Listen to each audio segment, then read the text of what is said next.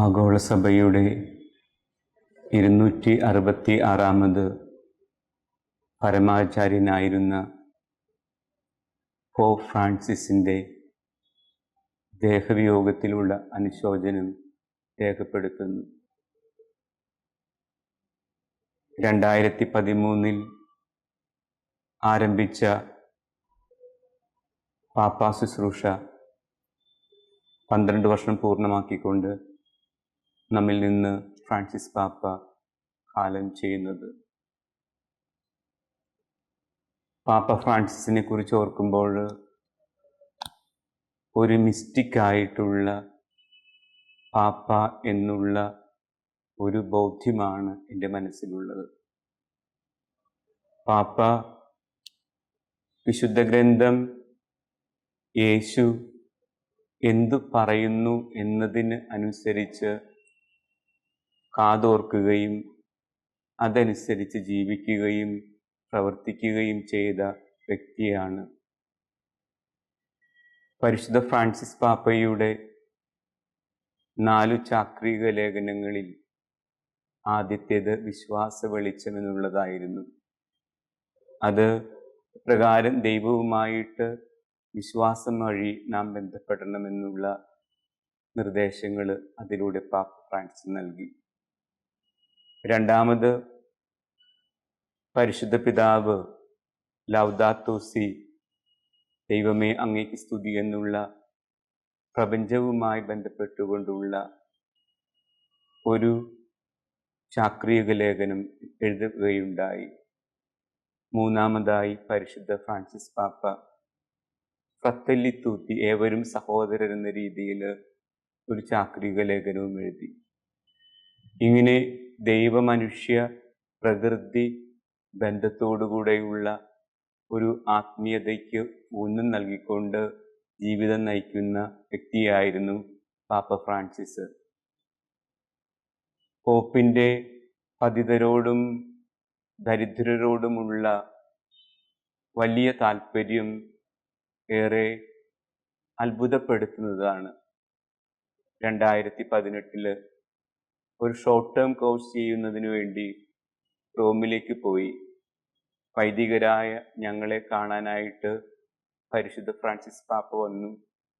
എന്നാൽ അദ്ദേഹം താഴേക്ക് ഇറങ്ങി വരുമെന്ന് കരുതി അദ്ദേഹം ഇറങ്ങി വന്നില്ല.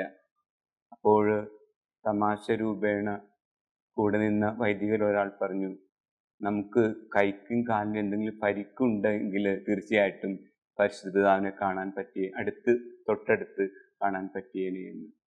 കാരണം വേദനിക്കുന്നവൻ്റെ അല്ലെങ്കിൽ രോഗിയുടെ, പാർശ്വവൽക്കരിക്കപ്പെടുന്നവൻ്റെ, തടവിലാക്കപ്പെടുന്നവൻ്റെ അടുത്തേക്ക് ഏതു വിധേനയും ഓടിയെത്തുന്ന പരിശുദ്ധ പാപ്പയെയാണ് കാണാൻ കഴിഞ്ഞിട്ടുള്ളത്.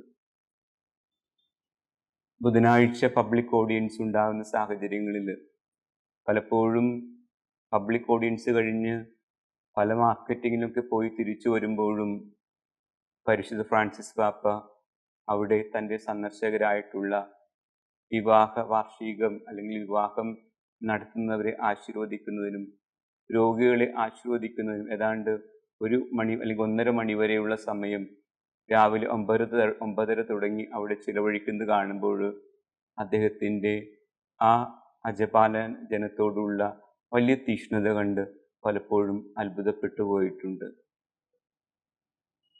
യുദ്ധത്തിൻ്റെ അവസരത്തിൽ റഷ്യയും യുക്രൈനും തമ്മിലുള്ള യുദ്ധത്തിൽ റഷ്യക്കെതിരെ ധീരമായിട്ട് സംസാരിക്കാനായിട്ട് പരിശുദ്ധ ഫ്രാൻസിസ് പാപ്പ കാണിച്ച ആ ആർജവത്വം ധീരതയും എപ്പോഴും വളരെയധികം ആദർശപരമായിട്ട് തോന്നിയിട്ടുണ്ട്.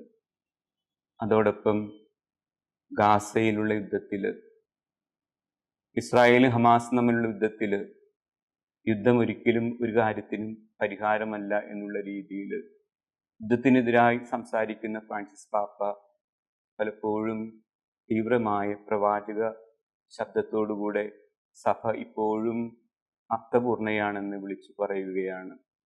ഇങ്ങനെ കാലോചിതമായി കത്തോലിക്ക സഭയെ നയിച്ച ദൈവം നൽകിയ വരദാനമാണ് പരിശുദ്ധ ഫ്രാൻസിസ് പാപ്പ. പാപ്പമാരായി ഓരോരുത്തരും തിരഞ്ഞെടുക്കപ്പെടുന്ന അവസരത്തിൽ എങ്ങനെയുള്ള പാപ്പയായിരിക്കും അടുത്തതെന്നുള്ള ചിന്ത ഉണ്ടാകാറുണ്ട്. എന്നാൽ ഓരോ കാലയളവിലും അനിയുക്തരായ ഇടയന്മാരെ നൽകി ദൈവം തൻ്റെ ജനത്തെ നയിക്കുമെന്നുള്ള വാക്കുകൾക്കുള്ള യഥാർത്ഥമായ ഉത്തരമാണ് ഫ്രാൻസിസ് പാപ്പ. ഫ്രാൻസിസ് പാപ്പയുടെ ഈ വിയോഗം തീരാ നഷ്ടമാണ് എങ്കിൽ പോലും തീർച്ചയാണ് കർത്താവിൻ്റെ ഉയർപ്പിൽ പങ്കുകാരനാകുവാൻ അവിടുന്ന് തൻ്റെ ദാസനായ ഫ്രാൻസിസിനെ പാപ്പയെ വിളിച്ചു എന്നുള്ള വലിയ പ്രത്യാശ ഈ ദുഃഖത്തിൻ്റെ നിമിഷത്തിലും കരുത്തും അതോടൊപ്പം തന്നെ ഏറെ പ്രത്യാശയും നൽകുന്നു. പാപ്പയുടെ നിര്യാണത്തിലുള്ള അനുശോചനം പ്രത്യേകമായി ഞാൻ അറിയിക്കുന്നു.